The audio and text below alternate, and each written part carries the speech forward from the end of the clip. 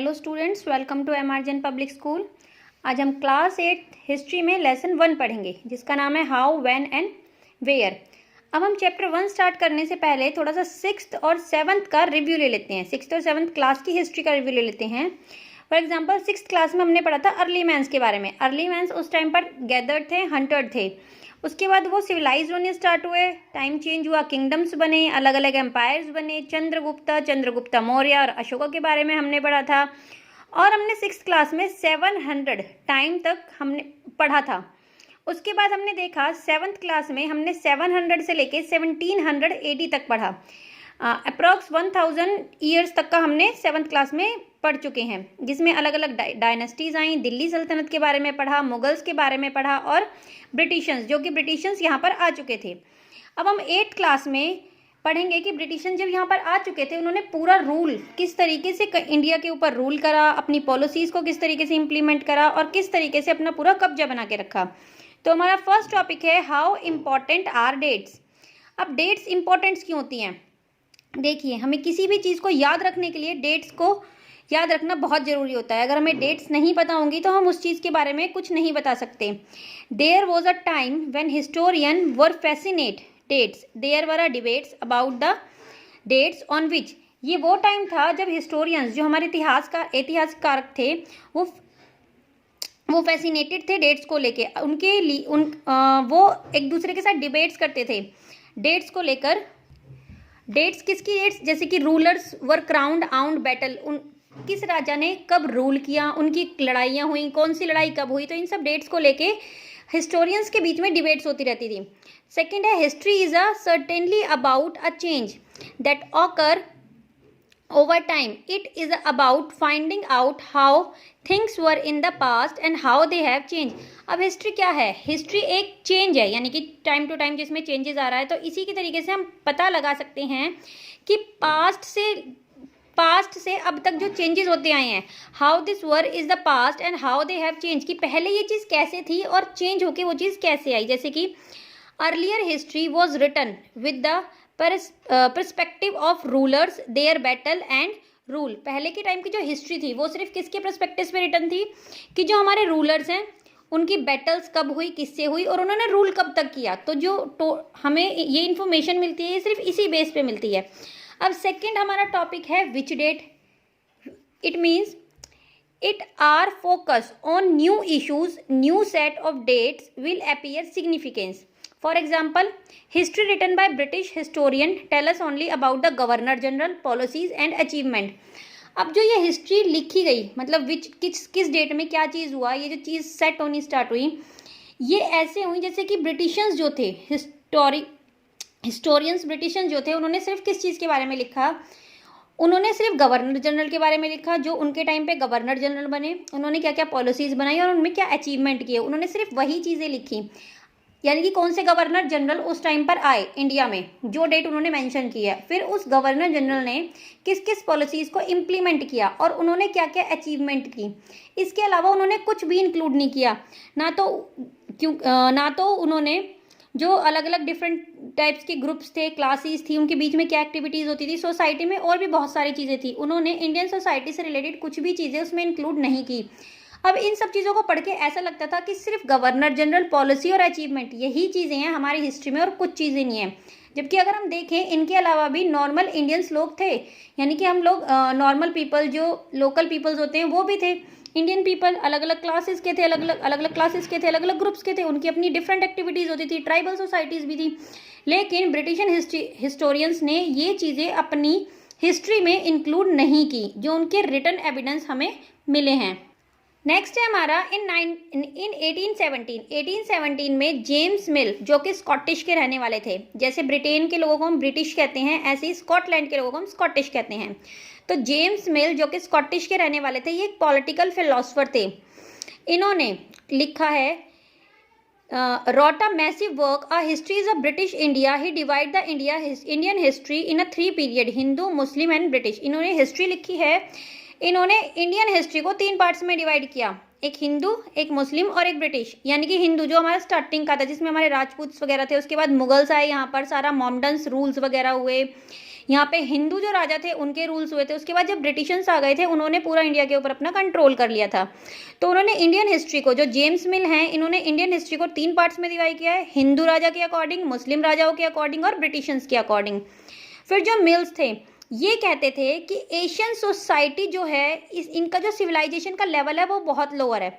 अब ये ऐसा क्यों बोला इन्होंने बहुत लोअर है, क्योंकि इन्होंने जब यहाँ पर आके देखा तो हमारी जो कास्ट थी वो 4 पार्ट्स में डिवाइड थी, ब्राह्मण, क्षत्रिय, वैश्य और शूद्र। तो इन्होंने ये देखा कि ये लोग अपनी ही कंट्री के लोगों से बहुत गंदा ट्रीट करते हैं। फॉर एग्जाम्पल अनटचेबिलिटी का ट्रीट करते हैं, या उन्हें एक इक्वालिटी प्रोवाइड नहीं होती। जबकि ये चीज़ तो इनके साथ भी थी, ये चीज़ तो ये ब्रिटिशर्स भी करते थे, लेकिन वो अपने लोगों के साथ ना करके दूसरे लोगों के साथ करते थे, दूसरी कंट्री के लोगों के साथ करते थे।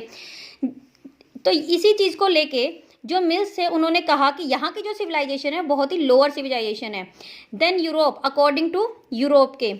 क्यों? क्योंकि यहाँ पे रिलीजियस इंटॉलरेंस है, जैसे कि सती प्रथा थी, रिलीजियस इंटॉलरेंस है, कास्ट ऑब्जेक्ट है, कास्ट में मैंने आपको बताया 4 पार्ट्स में हमारी कास्ट डिवाइड थी। सुपरस्टिशन प्रैक्टिस है, जैसे कि सती प्रथा थी, बहुत सारे अंधविश्वास यहाँ पे फैले हुए थे, डोमिनेट किया जाता था सोशल लाइफ को। तो इन सारी चीज़ों को देख के इन्होंने कहा कि जो यहाँ की एशियन सोसाइटीज़ जो हैं ये लोअर लेवल की सिविलाइजेशन है। इन्हें क्या लगा, he felt the British should rule all over the India. तो ये सारी चीज़ें देख के इन्हें लगा कि ब्रिटिशर्स को पूरे इंडिया के ऊपर रूल करना चाहिए और इन लोगों को सिविलाइज्ड बनाना चाहिए, इंडियंस को सिविलाइज्ड बनाना चाहिए, इन्हें यूरोपियन मैनर्स सिखाने चाहिए, आर्ट सिखानी चाहिए, इंस्टीट्यूशन एंड लॉ, और इनके अंदर एनलाइटमेंट लानी चाहिए जिससे कि ये खुश रह सकते हैं इंडिया के पीपल। फिर the division on the basis of religions was wrong as all the religions have coexist everything in the soil irrespective of the religious of the rule। फिर नेक्स्ट हमने देखा अदर हिस्टोरियन। बाकी अगर हम दूसरे historians को देखते हैं तो उन्होंने जो ये हिस्ट्री है इसे डिवाइड किया है, इंडियन हिस्ट्री को डिवाइड किया है एनिशियंट, मेडिवल और मॉडर्न। अभी हमने पीछे देखा कि जो हमारे जेम्स मिल थे उन्होंने इंडियन हिस्ट्री को डिवाइड किया था हिंदू, मुस्लिम और ब्रिटिशर्स के, और बाकी अगर हम दूसरे हिस्टोरियंस को देखें तो उन्होंने डिवाइड किया हुआ है एनिशियंट, मेडिवल और मॉडर्न के बेस पे। और ये जो डिवीजन लिया हुआ है ये हमने बोरो किया है वेस्टर्न से, वेस्ट एरिया से किया है। अब देखिए मॉडर्न का मतलब होता है जहाँ पे साइंस आ चुकी है, जहाँ पे रीजन्स आ चुके हैं, यानी कि हम किसी भी चीज़ को एज अ रीजनेबल तरीके से देख रहे हैं, जहाँ पे डेमोक्रेसी होती है, लिबर्टी होती है और इक्वालिटी होती है। लेकिन मॉडर्न टाइम यहाँ पर बोला गया है जब यहाँ पर ब्रिटिशर्स आ चुके थे, लेकिन इनके आने के बाद उस टाइम भी इंडिया में ऐसा तो कुछ भी नहीं था, ना तो यहाँ पे साइंटिफिक मेथड के तरीके से कुछ होता था, ना कोई रीजन्स थे, डेमोक्रेसी तो थी ही नहीं, ना लिबर्टी थी और ना ही equality. But India has none of these in the British rule. तो ब्रिटिश रूल में इन्हें ये वाली कोई चीज़ नहीं मिली हुई थी। Many historian refer this period of colonial. बहुत से जो हिस्टोरियन है वो इस पीरियड को यानी कि मॉडर्न पीरियड को कॉलोनियल पीरियड भी बोलते हैं। अब हमारा नेक्स्ट टॉपिक है व्हाट इज कॉलोनियल। कॉलोनियल है क्या? तो British private company come to establish their rule subjecting local kings. They controlled the economic and society, collect revenue to meet their expensive, bought the good they wanted to low price, product crop they needed for export. They bought in value and taste is custom practice. Thus kind of political, social and culture changes. This is called the colonization. अब देखिए Britishers जो थी, ये जो British की company थी एक private company थी, ये अपने देश से यहाँ पर क्यों आए थे, इंडिया में क्यों आए थे? ये एक ट्रेड के उससे आए थे, लेकिन फिर ये यहाँ पर रहने लगे थे। ये सिर्फ ट्रेड के पर्पज से आए थे कि हमें वहाँ पर ट्रेड करना है, लेकिन बाद में इन्होंने आके यहाँ पर कंडीशन देखी तो इन्होंने सोचा कि यहाँ तो हम बहुत ईजिली अपना रूल कर सकते हैं। तो इन्होंने क्या किया, इन्होंने बहुत ईजिली कंट्रोल किया इकोनॉमिक और सोसाइटी को, इकोनॉमिक चीज़ को भी कंट्रोल किया और सोसाइटी को भी कंट्रोल किया, और यहाँ से रेवेन्यू कलेक्ट करने लगे, यानी कि अपने खुद के जितने भी खर्चे होते थे ये सारे खर्चे के पैसे ये इन्हीं लोगों से निकलवाते थे। फिर जिस क्रॉप की इन्हें नीड होती थी उस क्रॉप को इनसे ग्रो करवाते थे चीप प्राइस पे, और फिर चीप प्राइस से इनसे लेके ग्रो कराया, चीप प्राइस पे इनसे लिया और फिर उसे हाई प्राइस में बेचते थे। तो ये जो प्रैक्टिस थी, ये जो मतलब टोटल जितना भी काम हो रहा था ये सब कॉलोनियल लोग कर रहे थे, यानी कि ब्रिटिशर्स लोग कर रहे थे। तो they bought in a value and test custom practice thus kind of political, social and culture change. ये सारा इनमें चेंजेस लाने के लिए भी हो रहा था। तो इसे हम क्या बोलते हैं? कॉलोनाइजेशन। अब देखिए हमारा नेक्स्ट टॉपिक है हाउ डू वी नो। अब हमें इन सब चीज़ों के बारे में पता कैसे चला कि ऐसा कुछ हुआ भी होगा। देखिए पहले के टाइम के जो लोग थे, जैसे कि हमने 6th की हिस्ट्री में पढ़ा, हमें जितने भी एविडेंस मिले हैं वो इंस्क्रिप्शंस और मैन्युस्क्रिप्ट्स के थ्रू मिले हैं, लेकिन वो बहुत पुरानी बात है। जैसे जैसे टाइम चेंज होने लगा हमें रिटर्न एविडेंस मिलने स्टार्ट हो गए। रिटर्न एविडेंस भी किस में मिलने स्टार्ट हुए थे? हमें लेटर के थ्रू, ऑटोबायोग्राफी के थ्रू, बायोग्राफी के थ्रू। तो वही चीज़ हम देखेंगे कि हमें इनके बारे में पता कैसे चला। जैसे कि एडमिनिस्ट्रेशन प्रोसेस था, जो administration produce record, British wrote every instruction. British जो है सब कुछ, जितने भी इंस्ट्रक्शंस होते थे उन्हें लिख के रखते थे। जैसे कि क्या उन्होंने प्लान बनाया है, क्या पॉलिसीज इंप्लीमेंट कराई है, क्या डिस्कशंस हुए हैं, क्या एग्रीमेंट हुए हैं, टोटल सब कुछ ये लोग रिपोर्ट नोटिस जो भी है इनके पास रिटर्न में ये चीज़ प्रूफ इनके पास था।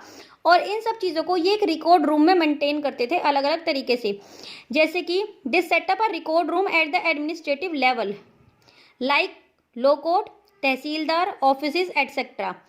और कुछ टाइम बाद क्या हुआ, जैसे कि प्रिंटिंग प्रेस आ चुकी थी तो इन्होंने कॉपी बनानी भी स्टार्ट करी थी, तो कॉपी और प्रिंटेड दोनों को ये प्रिजर्व करके भी रखते थे।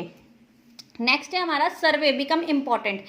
ब्रिटिशर्स क्या थे, हर एक चीज़ की सर्वे करते थे। ये जहाँ भी गए हैं वर्ल्ड में, ये जिस किसी भी जगह पर गए हैं वहाँ उन्होंने उनके कल्चर के बारे में, उनकी सोसाइटी के बारे में, सब चीज़ों के बारे में सर्वे किया है, बहुत सारी नॉलेज ली है, जिस नॉलेज के थ्रू ये बहुत पावरफुल भी बन गए थे।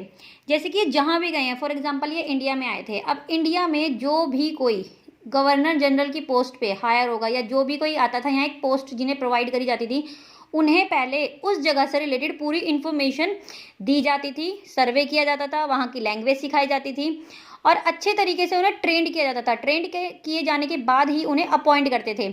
तो British believe that a country had to be known properly before it could be effectively and ministrated. All these enhance their knowledge and knowledge is power. Detailed survey were being carried out to map the entire country and efforts to know revenue, survey in a village, topography, soil quantity and the flora fauna, local history, religious and the teaching etcetera. अब ये सर्वे हर एक जगह का करते थे, village से लेके topography का, सॉइल क्वालिटी का, कहाँ पे सॉइल कैसी है, कहाँ पर कितनी अच्छी कितनी बेकार है, फ्लोरा और फौना की जगह का, लोकल हिस्ट्रीज, रिलीजियस, धर्म, सारी चीज़ें, मतलब टोटल इन लोगों ने सब चीज़ों का सर्वे किया। Census was held every 10 year. हर 10 साल में ये सारी जो इन्फॉर्मेशन थी, according to caste, according to religion, according to occupation, लोगों में क्या क्या चेंजेस आए, हर एक 10 साल में इनके पास प्रॉपर हर चीज़ के सर्वे करने के बाद पूरा रिकॉर्ड मेंटेन करके ये लोग रखते थे।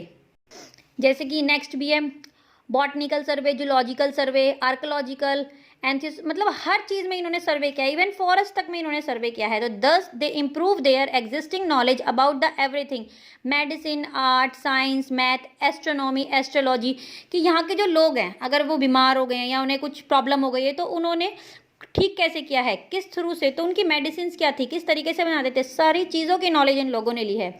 अब हमारा लास्ट टॉपिक है what official record do not tell us. अब ये जो ऑफिशियल रिकॉर्ड्स इन्होंने सारे मेंटेन करके रखे थे, अब ये ऑफिशियल रिकॉर्ड हमें क्या बता रहे हैं, मैंने स्टार्टिंग में आपको बताया था, ऐसा लगता था कि गवर्नर जनरल, पॉलिसी, अचीवमेंट, बस वही सब बता रहे हैं कि उसके अलावा कुछ नहीं था। लेकिन बहुत सी ऐसी चीज़ें थीं जो इनकी रिकॉर्ड्स में मेंटेन नहीं थी। जैसे कि अदर पीपल यानी कि जो नॉर्मल लोग थे, जो इंडियंस पीपल थे, उनकी सोशल लाइफ के बारे में, उनकी नीड्स क्या थी, वो लोग किस तरीके से काम करते थे। पिलग्रिम्स, जो तीर्थ यात्री थे, एक जगह से दूसरी जगह जा रहे हैं, जो ट्रैवलर हैं, जो ऑटोबायोग्राफी लिखी हुई हैं, न्यूज़पेपर हैं, न्यूज़पेपर के लीडर्स हैं जिन्होंने रिफॉर्म्स किए थे, ये सारी चीज़ें जो लिखी हैं, पोएट हैं, इनके आइडिया क्या क्या थे, इनकी फीलिंग्स क्या थी, उन्हें एक्सप्रेस किस तरीके से करा था, ये सारी चीज़ें, इन सब की नॉलेज इन्होंने हमें अपने इन रिकॉर्ड्स में नहीं दी है। Last, still will not be able to get know what is the tribals. Tribals कौन थे, इनके बारे में इन्होंने नहीं लिखा। Peasants, workers in the mine through the felt, और वो जो लोग थे, जो वर्कर्स थे, जो माइंस में काम करते थे, वो कैसा महसूस करते थे, इन सब से रिलेटेड कोई भी इन्फॉर्मेशन हमें इनके ऑफिशियल रिकॉर्ड में नहीं मिलती। हमें ऑफिशियल रिकॉर्ड में सिर्फ क्या इन्फॉर्मेशन मिली है, कौन सा गवर्नर जनरल आया है, क्या क्या पॉलिसीज़ बनाई हैं, क्या क्या पॉलिसीज़ इंप्लीमेंट करी हैं। तो हमने अब इसमें क्या देखा, हमने इस लेसन में देखा डेट क्या होती है, डेट हमारे लिए इंपॉर्टेंट क्यों है, रिकॉर्ड किस तरीके से हमें पता चलते हैं, हमारी इंडियन हिस्ट्री को कितने पार्ट्स में डिवाइड किया है, और वो जो ब्रिटिशर्स आए थे वो सोचते क्या थे इन सब चीज़ों को लेके। तो ये फर्स्ट चैप्टर में हमने ये थोड़ा सा इंट्रोडक्शन देखा है। आगे हम नेक्स्ट क्लास में नेक्स्ट चैप्टर को कंटिन्यू करेंगे और देखेंगे कि ब्रिटिशर्स के आने के बाद अब ब्रिटिशर्स ने हमारे इंडिया में किन किन चीज़ों को लेके चेंजेस करने स्टार्ट करे और किस तरीके से रूल करना स्टार्ट करा। Okay, thank you class.